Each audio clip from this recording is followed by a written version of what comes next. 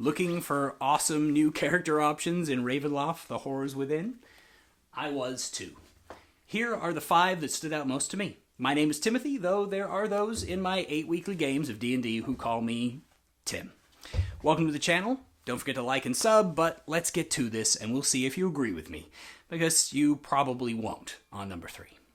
At number 5, the Hollow Warden Ranger. Unlike some of the other options, this one makes the list for how it synergizes and what it does to the Ranger, because it uses the free charges of Hunter's Mark to instead give them a rage-like resource, and it might be enough of one to allow them to serve as a tank character.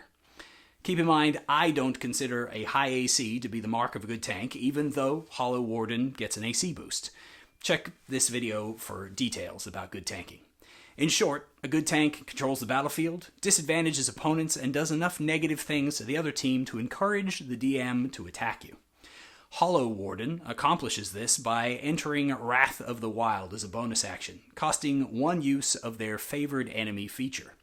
While in that form, they get +1 AC, +2 at higher levels, can make opportunity attacks when someone hits them or is next to them while hitting someone else, and emanate a friendly fear aura both when they activate the ability and at the end of subsequent turns.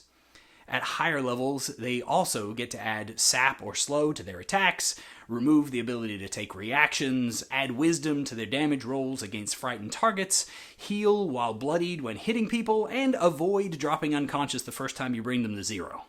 It's a lot. Most importantly, all this requires 1 bonus action at the start of a fight and leaves you free to use Ranger's other spell options instead of Hunter's Mark. You even get Wrathful Smite as an addition to your spell list. All up, it's a slick design that we can hope Wizards will continue to mess with in future books. At number 4, the Lupin race's Howl breaks into my gushing about the class updates. As a bonus action, a Lupin character can unleash a howl that targets creatures of their choice within 15 feet of them, and if they fail their wisdom save, they get disadvantage on attacks and all saving throws until the Lupin's next turn. Based off Constitution for the Lupin, it could make a Barbarian your group's strongest debuff assist. And regardless of the character, the fact it lasts a full round, can affect multiple targets, and offers such a strong penalty is ripe for exploitation. I expect to see a lot of wolfmen and girls running around soon. Probably inappropriate wolf girls knowing ChatGPT's penchant for character art. This ability is only usable proficiency mod times per day, but it's still really strong. Number 3 is the Phantom Rogue, and I love it for a very non-mathematical reason. Unlike the number 1 option, which is just utterly broke. Phantoms might be the best information gatherers a murder hobo could ask for.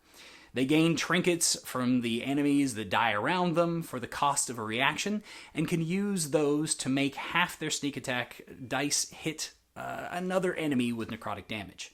But they can also use the stolen spirits for other tasks, like casting augury subtly without components, or asking a question of the soul they turned into a trinket, and getting a concise answer. This is kind of like the Soul Cage spell from Xanthar's Guide to Everything, only you don't have to use a 6th level spell slot, you only get 1 question with this feature, and you can target any creature, not just humanoids, which is that spell's biggest weakness. Phantoms also make the list because they can spend trinkets to get 10 minutes of incorporeality.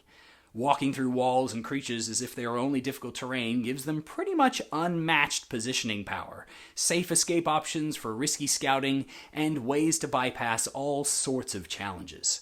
Incorporeal rogues are awesome. And they're not alone with ghost walking. Number 2, the Shadow Sorcerer, gets it too. But it's not the reason they hit the broken list.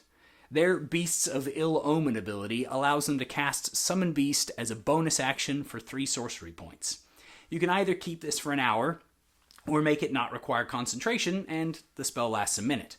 But the big boost is that any enemy within 5 feet of it has disadvantage on saves against your other spells. Combined with innate sorcery to boost your spell DCs, this might be the most self-sufficient source of failed saving throws in print. And hey, 120-foot teleportation in dim light or darkness at will doesn't hurt either.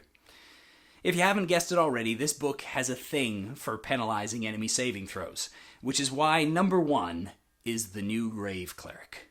Their Channel Divinity ability, Path to the Grave, has been heavily revamped. It used to cost an action and set up the target to have vulnerability to the next attack that hit them, which led to some awesome moments, but was annoying to set up in initiative order. The new version is a bonus action and gives disadvantage on attack rolls and saving throws until the start of your next turn. All saving throws. Just like the Lupin Howl, this is amazing, but unlike the Howl, it doesn't offer any kind of saving throw. And unlike Shadow Sorcerers, it debuffs against your entire team's abilities.